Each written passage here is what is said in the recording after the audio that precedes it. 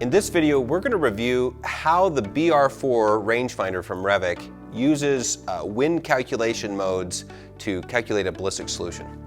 As we've developed, shooting techniques, lots of field experience, I found that most hunting situations don't require the full software suite, all the aerodynamic jump and the spin drift and all this stuff. Because if you're shooting, 500, 600, 700 yards, you just don't need all that other information.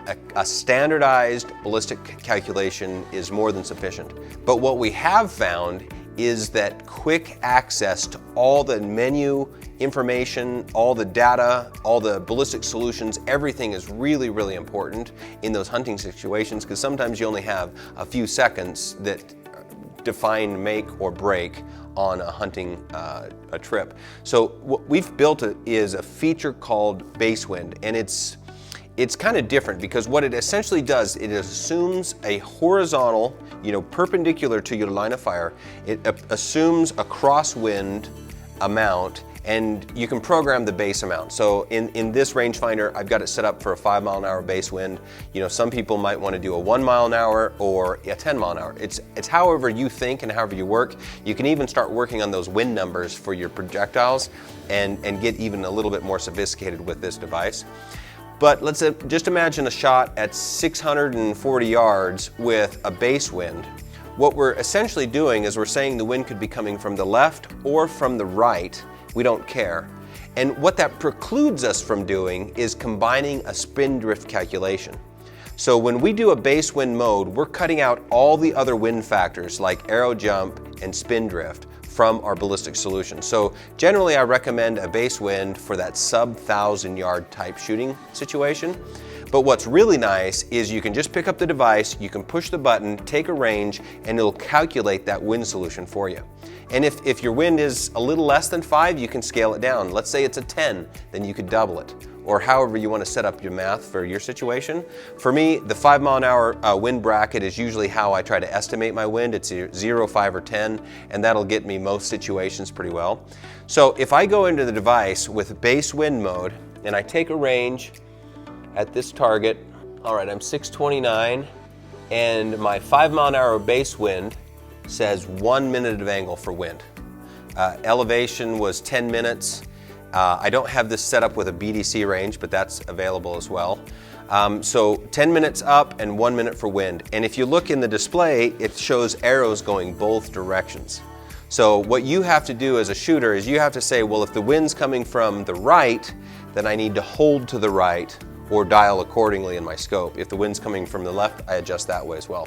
So again, the base wind feature is kind of a direction insensitive solution for quick and dirty, fast data access, sub 1,000 yard type shooting.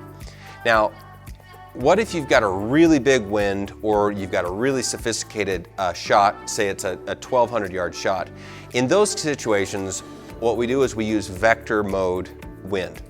And the way we do that is just like you do in your ballistics app or any other ballistics calculating device. You put in the direction the wind's going, the heading, and then you put in the magnitude or the speed of the wind. And so in this case, let's say we've got a wind that's coming from 10 o'clock and it's 10 miles an hour.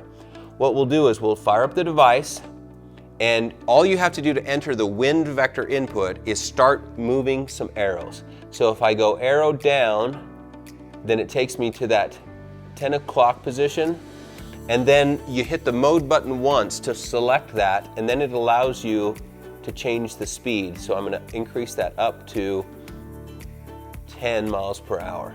So now I've got a 10 o'clock at 10, and you can either press the fire button to exit and just start taking a range, or you can just press the fire button once just to save it.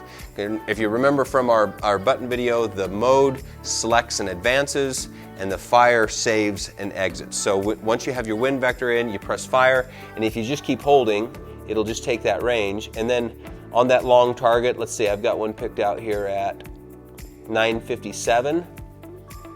Then my wind call is 3.6, and it says I need to correct to the left. So because I've got a 10 o'clock wind, I I need to hold into the wind 3.6. Now in this situation, it's going to be adding close to a minute of spin drift into that equation. So if we dialed in like a 2 o'clock wind, and for 10, we wouldn't see 3.6, we'd see another number. And this also turns on, if you have the settings set up in the settings menu, it'll also turn on the aerodynamic jump and the earth-based effects, which is Eovtos effect and some Coriolis. So if you think about it, the base wind is like a sub 1,000 yard, the vector wind is greater than 1,000 yard, really tough shot conditions.